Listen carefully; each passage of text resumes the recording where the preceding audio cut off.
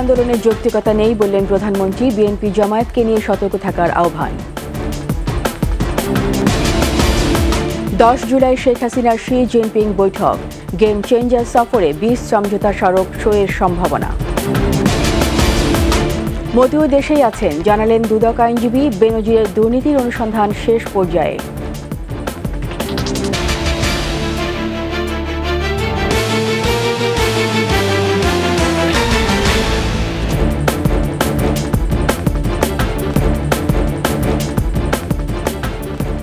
শুনছিলেন first security ইসলামী bank PLC সংবাদ শিরোনাম। আমন্ত্রণ রাত 9টার 21 সংবাদে, সাথে আছি আমি রীতা চৌধুরী। দর্শক, 21 টেলিভিশনের সংবাদ একই সাথে সরাসরি দেখতে পাবেন আমাদের ফেসবুক পেজ www.facebook.com/2124 অনলাইনে। সন্ত্রাসী দল বিএনপি জামায়াত যেন আর ক্ষমতায় আসতে না পারে, সেজন্য নেতাকর্মীদের সজাগ থাকার আহ্বান জানিয়েছেন প্রধানমন্ত্রী শেখ হাসিনা। আরও বলেছেন, আদালতের রায়ের বিরুদ্ধে গিয়ে কোটা আন্দোলনের কোনো যৌক্তিকতা নেই।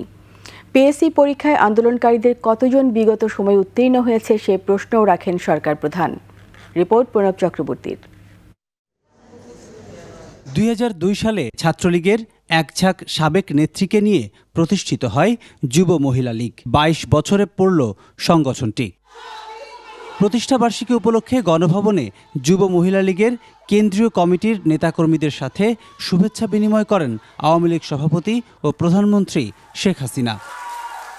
বক্তব্যে প্রধানমন্ত্রী বলেন, আওয়ামী লীগ জনগণের সেবক হিসেবে প্রতিটি ক্ষেত্রে বাংলাদেশকে এগিয়ে নিয়ে গেছে, নিশ্চিত করেছে নারীর ক্ষমতায়ন। 21 বছর পর আওয়ামী লীগ যখন সরকার এসেছে, তখনই জনগণের সেবক হিসেবেই আমরা এসেছিলাম। মানুষ অন্তত এটুকু পেয়েছিল যে না, জনগণের জন্য আমরা কাজ করি। আমরা বারবার সরকারে এসেছি, আসার ফলে আজকে বলবো যে প্রতিটি ক্ষেত্রে আমরা বাংলাদেশকে একটা উচ্চ আসনে নিয়ে যেতে সক্ষম হয়েছি।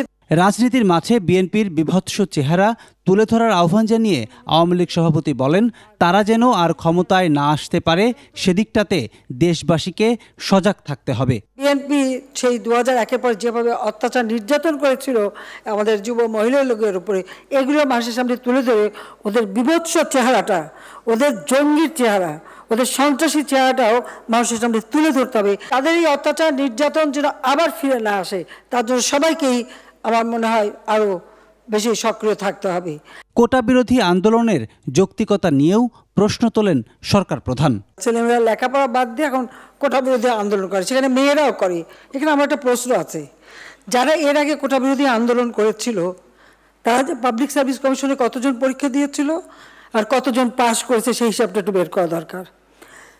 তারা দেখাক যে পরীক্ষা দিয়ে তারা বেশি পাস করেছিল, মেয়েরা বেশি পাস করে বেশি চাকরি পেয়েছে কিনা, সেটা আগে তারা প্রমাণ করুক। আর হাইকোর্টের রায়, এটার বিরুদ্ধে এভাবে আন্দোলন করা, এটা তো সাবজুডিস, কারণ আমরা সরকার থেকে কিন্তু এভাবে কোনো কথা বলতে পারি না, কারণ হাইকোর্ট রায় দিলে সেখানে হাইকোর্ট থেকেই আবার আসতে হবে। কিন্তু আজকে আন্দোলনের নামে যেটা আবার করা হচ্ছে, পড়াশোনার সময় নষ্ট করা, এটারও কোনো যৌক্তিকতা আছে বলে আমি মনে করি না। নারী সমাজ সবার সাথে তাল মিলিয়ে এগিয়ে যাবে বলেও আশা করেন প্রধানমন্ত্রী। মেয়েরা সমাজের অর্ধেক পিছনে পড়ে থাকলে সেই সমাজ কখনো উঠে দাঁড়াতে পারে না। প্রণব চক্রবর্তী, 21 টেলিভিশন, ঢাকা। 4 দিনের রাষ্ট্রীয় সফরে কাল চীন যাচ্ছেন প্রধানমন্ত্রী শেখ হাসিনা। 10 জুলাই বিকেলে প্রেসিডেন্ট শি জিনপিং এর সাথে বৈঠক করবেন প্রধানমন্ত্রী। সফরে 20 থেকে 22টি সমঝোতা স্মারক সই হবে, তবে কোনো চুক্তি সই হবে না। পররাষ্ট্র মন্ত্রণালয়ের সংবাদ সম্মেলনে জানানো হয়েছে, অবকাঠামো উন্নয়ন ও অর্থনৈতিক সহায়তায় গেম চেঞ্জার হিসেবে কাজ করবে প্রধানমন্ত্রীর এই সফর। রিপোর্টে বাকিরা জানাচ্ছেন মোহাম্মদ নুরনবী। চীনের প্রধানমন্ত্রী লি কিয়াংয়ের আমন্ত্রণে দেশটিতে রাষ্ট্রীয় সফরে যাচ্ছেন প্রধানমন্ত্রী শেখ হাসিনা। 5 বছর পর প্রধানমন্ত্রীর এই 5ম সফরটি নানা কারণে গুরুত্বপূর্ণ। সফরে অতীতের সকল চুক্তির বিষয়ে আলোচনার পাশাপাশি রোহিঙ্গা সংকটের সমাধানে সহায়তা চাওয়া হবে। দুই দেশের বাণিজ্য ঘাটতি পূরণ আর ট্যারিফ ও নন ট্যারিফ বাধাগুলো দূর করার কথা আলোচিত হবে দ্বিপক্ষীয় বৈঠকে। অর্থনৈতিক ও ব্যাংকিং খাত, বাণিজ্য ও বিনিয়োগ, ডিজিটাল ইকোনমি, অবকাঠামোগত খাতে উন্নয়ন, দুর্যোগ ব্যবস্থাপনা, 6ষ্ঠ ও 9ম বাংলাদেশ চায়না ফ্রেন্ডশিপ সেতু নির্মাণ, কৃষিজ পণ্য রফতানি, পিপলস টু পিপলস কানেক্টিভিটি সহ 20টিরও বেশি সমঝোতা স্বাক্ষরিত হচ্ছে এই সফরে। Signing the MOU between National Radio and Television Administration and the Ministry of Information and Broadcast broadcasting of Bangladesh. আর এভাবে 20 থেকে 22টি এমওইউ স্বাক্ষরিত হওয়ার কথা রয়েছে। বেইজিং থেকে ঠিক কী পরিমাণ ঋণ সহায়তা আসছে সেই পরিমাণ এখনই বলা সম্ভব না হলেও অফশোর ব্যাংকিংয়ের বিষয়ে আগ্রহ থাকবে ঢাকার। তিস্তা বিষয়ে ভারতের প্রস্তাবনা ও কারিগরি দলকে অগ্রাধিকার দিলেও চীনের প্রস্তাবকে ইতিবাচক হিসেবে দেখছে বাংলাদেশ। দক্ষিণাঞ্চলে মংলা বন্দরের ব্যবস্থাপনা আধুনিকায়ন ও উন্নয়নের দায়িত্ব চীনকে দেবার বিষয়টি স্থান পাবে বৈঠকে। যেহেতু দুই দেশের যৌথ নদী এবং অপর দেশ যার সাথে আমাদের সেই যৌথ নদী, তাদের প্রস্তাব আছে, সুতরাং আমাদেরকে প্রথমে সেই প্রস্তাবটা বিবেচনা করতে হবে। সফরে 9 জুলাই এশিয়ান ইনফ্রাস্ট্রাকচার ইনভেস্টমেন্ট ব্যাংকের প্রেসিডেন্ট জিন লিকুন এর সাথে বৈঠক এবং ট্রেড বিজনেসমেন্ট অ্যান্ড ইনভেস্টমেন্ট সামিটে যোগ দেবেন প্রধানমন্ত্রী শেখ হাসিনা। তৃতীয় দিন 10 জুলাই বিকেলে প্রেসিডেন্ট শি জিনপিং এর সাথে বসছেন দ্বিপাক্ষিক বৈঠকে প্রধানমন্ত্রী। চায়নার সাথে আমাদের স্ট্র্যাটেজিক রিলেশনশিপ আছে এবং চায়না আমাদের একটি বড় উন্নয়ন সহযোগী রাষ্ট্র। ডেফিনেটলি এই সফর আমাদের সেই সম্পর্ককে আরও স্ট্রেংথেন করবে, আরও ওয়াইডেন করবে। অর্থনৈতিক সংকট উত্তরণে নানা দেশের নানান প্রস্তাব থাকলেও দেশের জন্য সুবিধাজনক ও সহজলভ্য হলেই সেসব সুবিধা বাংলাদেশ নেয় বলে জানানো হয় সংবাদ সম্মেলনে। আমাদের প্রয়োজনের নিরিখে এবং আমাদের প্যারামিটারগুলো মিট করলে তখনই আমরা সেই সহায়তা গ্রহণ করি। মোহাম্মদ নুরুন নবী, 21 টেলিভিশন, ঢাকা। ছাগলকাণ্ডে আলোচিত এনবিআরের সাবেক কর্মকর্তা মতিউর রহমান দেশেই আছেন বলে জানিয়েছেন দুদকের আইনজীবী। সাংবাদিকদের প্রশ্নের জবাবে বলেছেন, মতিউরের সম্পদ বিক্রি অথবা তুলে নেওয়ার মতো ঘটনা ঘটে থাকলে তা খুঁজে জব্দ করতে চায় দুদক। এদিকে সাবেক পুলিশ কর্মকর্তা বেনজির আহমেদের দুর্নীতি অনুসন্ধান শেষ পর্যায়ে বলেও জানান সংস্থাটির আইনজীবী। বিস্তারিত শাকির আরজু রিপোর্টে। কোরবানির ঈদের আগে ছাগলকাণ্ডে আলোচনায় আসেন রাজস্ব বোর্ডের সাবেক কর্মকর্তা মতিউর রহমান। এরপরই বেরিয়ে আসে থলের বিড়াল। মতিউর ও তার পরিবারের সদস্যদের নামে রিসোর্ট, শুটিং স্পট, বাংলো বাড়ি, জমিসহ নামে বেনামে অঢেল সম্পত্তি থাকার তথ্য আসতে থাকে। পুঁজিবাজারেও তার মোটা অঙ্কের বিনিয়োগ রয়েছে বলেও খবর বের হয়। এরপরই মতিউরের সম্পদের খোঁজে নামে দুদক। মতিউর রহমান দুর্নীতির মাধ্যমে দেশে ও বিদেশে অবৈধ সম্পদ অর্জন করেছেন। সেই সাথে হুন্ডি ও আন্ডার ইনভয়েসিং এবং ওভার ইনভয়েসিংয়ের মাধ্যমে অর্থ পাচার করে জ্ঞাত আয় বহির্ভূত সম্পদ অর্জন করেছেন। আদালত মতিউর রহমানের ফ্ল্যাট ও সম্পত্তি জব্দের নির্দেশ দেন। মতিউরের বিষয়ে দুদকের আইনজীবী সাংবাদিকদের জানান, তিনি দেশে আছেন বলে দুদকের কাছে তথ্য রয়েছে। মতিউর রহমানের বিরুদ্ধে যে অনুসন্ধান কার্য চলছে, সে অনুসন্ধান কার্য অনেক দূর এগিয়ে গিয়েছে। আমাদের যতটুকু ইনফরমেশন, উনি দেশ ত্যাগ করতে পারেননি, আমাদের ইনফরমেশন। সাবেক পুলিশ প্রধান বেনজিরের মতো মতিউরের সম্পদ বিক্রি অথবা তুলে নেয়ার মতো ঘটনা ঘটে থাকলে সেটি খুঁজে জব্দ করা হবে বলেও জানান তিনি। উনি যদি টাকা উঠিয়ে নিয়ে যায় ও সেই টাকা কোথায় গেছে সেটা ট্রেস আউট করার সুযোগ আছে। উনিও আইনের আওতায় আসবে। এই সময় উচিত এনবিআরকে পুরো নতুন করে ঢেলে সাজানো। এদিকে সাবেক পুলিশ প্রধান বেনজির আহমেদের অনুসন্ধান শেষ পর্যায়ে রয়েছে বলেও মন্তব্য করেন সংস্থাটির আইনজীবী। কমিশনে দাখিল হয় তাহলে কমিশন সিদ্ধান্ত নেবে এই অনুসন্ধান রিপোর্টের উপর ভিত্তি করে। কাজেই আমার মনে হয় সেটা আর হয়তো সময়ের ব্যাপার। খুরশিদ আলম খান জানান, অনুসন্ধান শেষ হলে অর্থ পাচার ও জ্ঞাত আয় বহির্ভূত সম্পদ অর্জন নিয়ে প্রতিবেদন কমিশনে দাখিল করা হবে।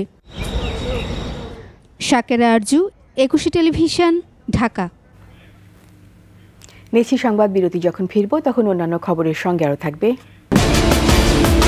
উত্তর ও মধ্যাঞ্চলে বাড়ছে বন্যা, বাঁধ ধসে প্লাবিত নিম্নাঞ্চল, ক্ষতিগ্রস্ত 20 লাখ মানুষ। সবই হবে বাসায় বসে। আইডিএলসি আমার ফাইন্যান্সিয়াল পার্টনার বলেই সেভিংস করতে পারছি ডিজিটালি।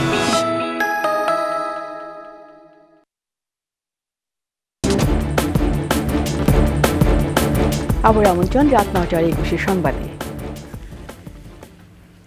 নবনিযুক্ত বিমান বাহিনীর প্রধান হাসান মাহমুদ খানকে এয়ার চিফ মার্শালের র্যাঙ্ক ব্যাজ পরানো হয়েছে।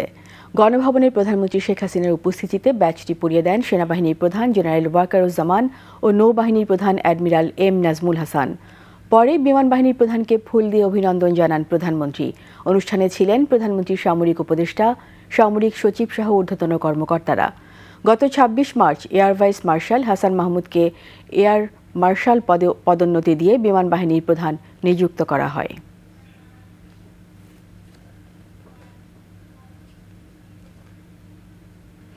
প্রধানমন্ত্রী শেখ হাসিনার সাথে বিদায়ী সাক্ষাৎ করেছেন ইউরোপিয়ান ইউনিয়নের রাষ্ট্রদূত চার্লস হোয়াইটলি। সকালে প্রধানমন্ত্রী বাসভবন গণভবনে গিয়ে সাক্ষাৎ করেন তিনি। নিজেদের স্বার্থ সংশ্লিষ্ট বিভিন্ন ইস্যুতে কথা বলেন তাঁরা। বাংলাদেশের নানামুখী উন্নয়নের প্রশংসা করেন বিদায়ী রাষ্ট্রদূত হোয়াইটলি। এ সময় ছিলেন প্রধানমন্ত্রী প্রেস সচিব নাইমুল ইসলাম খান সহ প্রধানমন্ত্রীর দপ্তরে গুরুত্বপূর্ণ কর্মকর্তারা।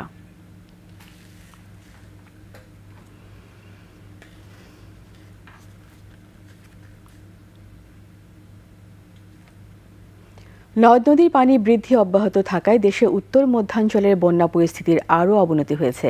তবে সিলেট অঞ্চলে পরিস্থিতির উন্নতি হয়েছে।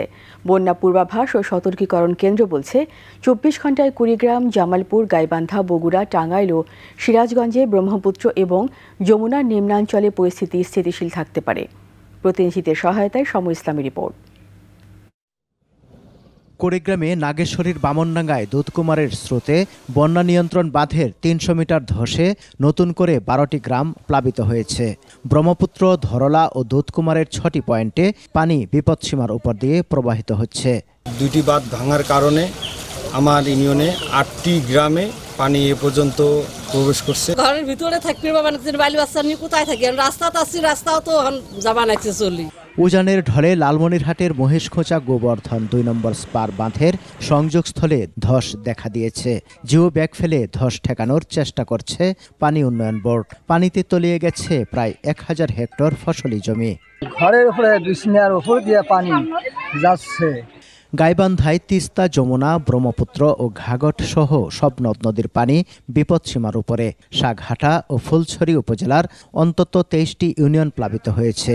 5 উপজেলার 126টি চরাঞ্চলের 66,000 পরিবার পানিবন্দী। সিরাজগঞ্জ শহরের হার্ড পয়েন্টে যমুনার পানি বেড়ে বিপদসীমার 61 সেন্টিমিটার উপর দিয়ে বইছে। সদর উপজেলার সয়দাবাদ ইউনিয়নের মৌলিবাড়ি, চর সয়দাবাদ, দুখিয়াবাড়ি, খাস বড়শিমুল, চর গাছাবাড়ি ও পঞ্চসানা গ্রামের বাড়িঘরে পানি ঢুকেছে। বেড়েছে নদী ভাঙনও। জলাইছে পোলাপান নিয়ে বাসায় থাকা যায় না, বাড়িতে লগা জল, এখন কিভাবে থাকি এনে একটু আশ্রয় নিচ্ছি। টাঙ্গাইলে সবকটি নদীর পানি হু হু করে বাড়ছে। ঝিনাই নদীর পানি বিপদসীমার 92 সেন্টিমিটার এবং ব্রহ্মপুত্র ও যমুনার পানি 28 সেন্টিমিটার উপর দিয়ে বইছে। জেলার ভুয়াপুর, কালিহাতী ও সদর উপজেলার চরাঞ্চলের নিম্নাঞ্চল প্লাবিত হয়েছে। প্রবল স্রোতে ভুয়াপুরের ভালকুটিয়া কাঁচা সড়ক ভেঙে গেছে। এদিকে সিলেটে প্রতিদিনই কমছে সুরমা, কুশিয়ারা সহ সব নদ নদীর পানি।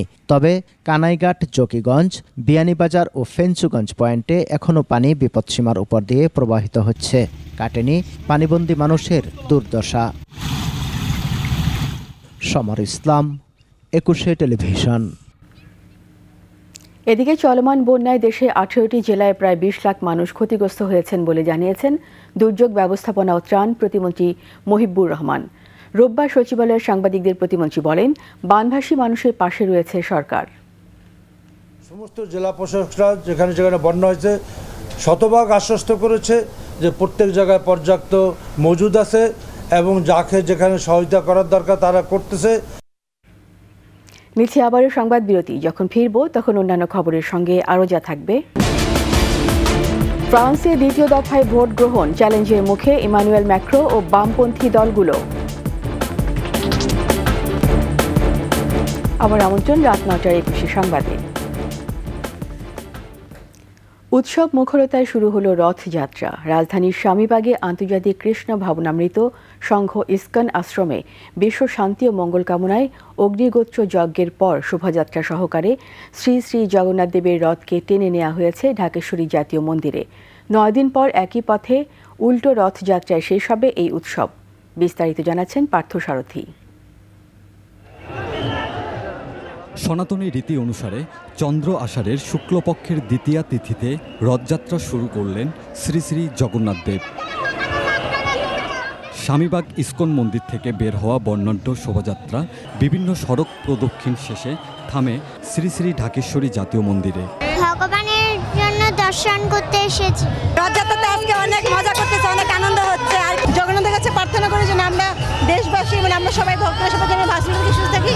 আমরা রথযাত্রা আসি জগন্নাথকে তার মাসি বাড়ি পাঠাতে। 3 ভাই বোন মিলে আজকে রাস্তায় বের হয়েছে আমাদের ভক্তদের কৃপা করার জন্য।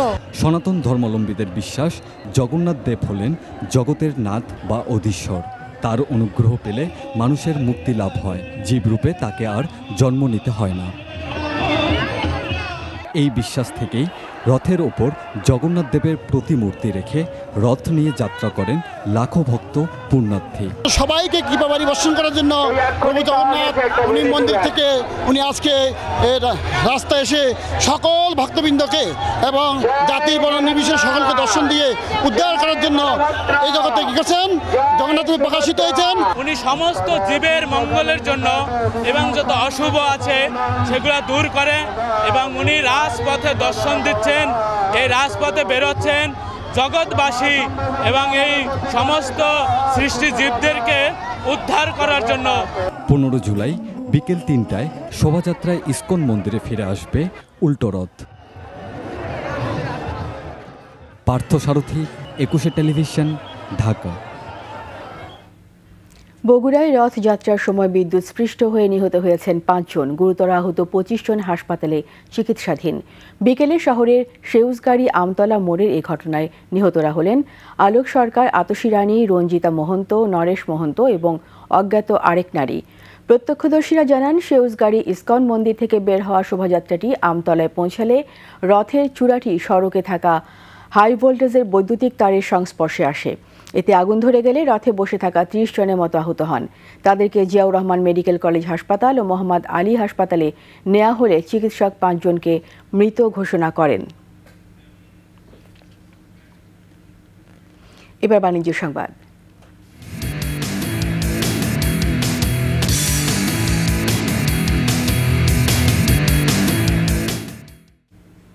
লিড প্ল্যাটিনাম সনদ অর্জন করেছে রপ্তানিমুখী তৈরি পোশাক শিল্প প্রতিষ্ঠান অ্যাপটেক গ্রুপের 2টি অঙ্গ প্রতিষ্ঠান US green building council, big boss corporation এবং অ্যাপটেক ক্যাজুওয়্যারকে পরিবেশ বান্ধব সবুজ কারখানা হিসাবে লিড প্ল্যাটিনাম সনদ দেয়।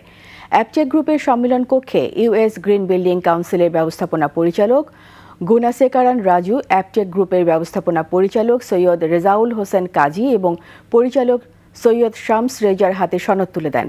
অনুষ্ঠানে ছিলেন দেশি বিদেশি আমন্ত্রিত অতিথি এবং ঊর্ধ্বতন কর্মকর্তারা।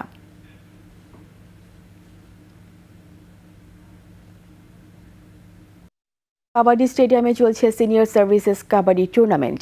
প্রধান অতিথি হিসেবে টুর্নামেন্ট উদ্বোধন করেন বর্ডারগার্ড বাংলাদেশ বিজিবির মহাপরিচালক আশরাফুজ্জামান সিদ্দিকী। ফেডারেশনের সাধারণ সম্পাদক ও ডিএমপির কমিশনার হাবিবুর রহমানের সভাপতিত্বে বিশেষ অতিথি ছিলেন পৃষ্ঠপোষকতা প্রতিষ্ঠান স্বপ্নভূমি প্রপার্টিজ লিমিটেডের ব্যবস্থাপনা পরিচালক মিলন হাসান। উদ্বোধনী দিনের প্রথম খেলায় মুখোমুখি হয় বিমান বাহিনী ও বিজিবি। দ্বিতীয় ম্যাচে নৌবাহিনীর বিপক্ষে লড়ে আনসার ভিডিপি।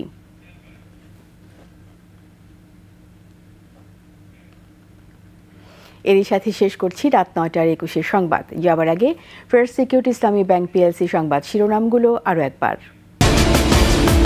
কোটা আন্দোলনের যৌক্তিকতা নেই বললেন প্রধানমন্ত্রী, বিএনপি জামায়াতকে নিয়ে সতর্ক থাকার আহ্বান। 10 জুলাই শেখ হাসিনার শি জিনপিং বৈঠক, গেম চেঞ্জার সফরে 20 সমঝোতা স্মারক সইয়ের সম্ভাবনা। মতিউর দেশেই আছেন, জানালেন দুদক আইনজীবী, বেনজিরের দুর্নীতির অনুসন্ধান শেষ পর্যায়ে।